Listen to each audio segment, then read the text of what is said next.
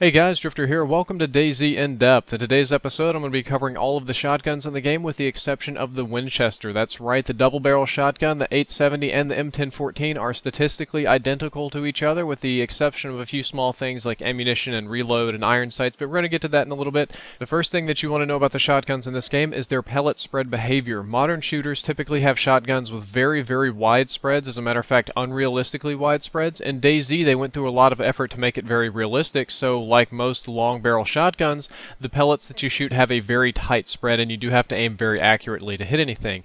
It's also important to note that slugs and pellets have very similar amounts of damage, or total damage as far as that's concerned.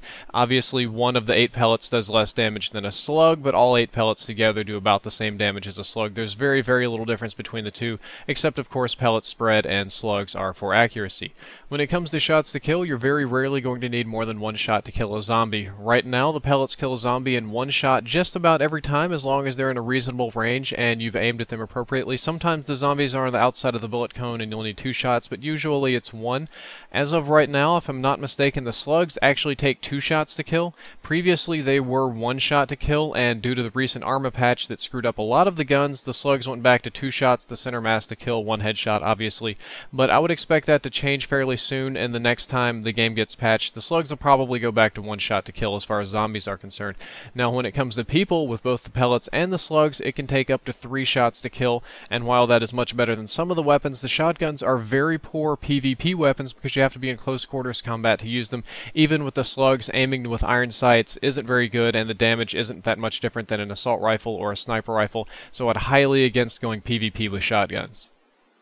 All of the shotguns in this game have very low rates of fire. They're a little bit different from each other, but generally speaking, the rates of fire are very low. Because of this low rate of fire, the recoil on these weapons is irrelevant and not worth discussing because it always resettles before your next shot.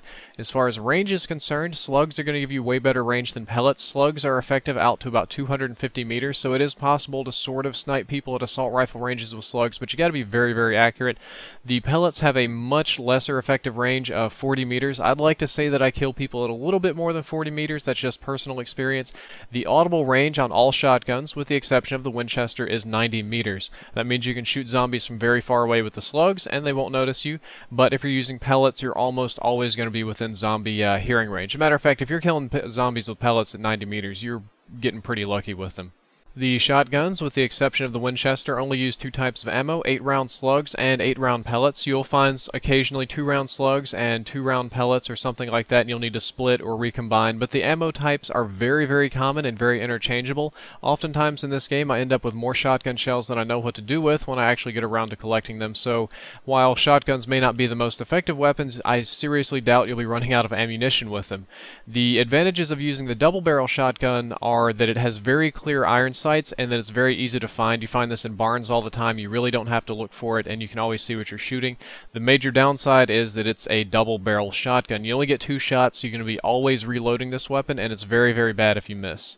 Next up, we have the M1014 shotgun. It's different from the others in that it shoots significantly faster, probably about twice as fast as the other shotguns, so if you miss your first shot, it's not a big deal. You can burn ammo very quickly with this one, which is kind of bad, but if you're in a pinch, this one will definitely mow down zombies. The reason that I don't use it and don't like it very much is because it has very ugly iron sights. I very rarely am able to see what I'm looking at with the M1014, so I always have to hipfire it, which in this game, hipfire is a bit wonky. The shotgun that I really like, and the gameplay that you've been seeing today, is the Remington 870 shotgun, because it has extremely clear iron sights. I can always see what I'm hitting. The rate of fire is moderate. It's probably about the same as the double barrel shotgun, but it has a larger stock of ammunition, so I don't have to reload it as much, and it has a flashlight, and I really like the flashlight. Same reason I like the G17. I can go scavenging at night, and as long as nobody's around, it's very, very beneficial to me.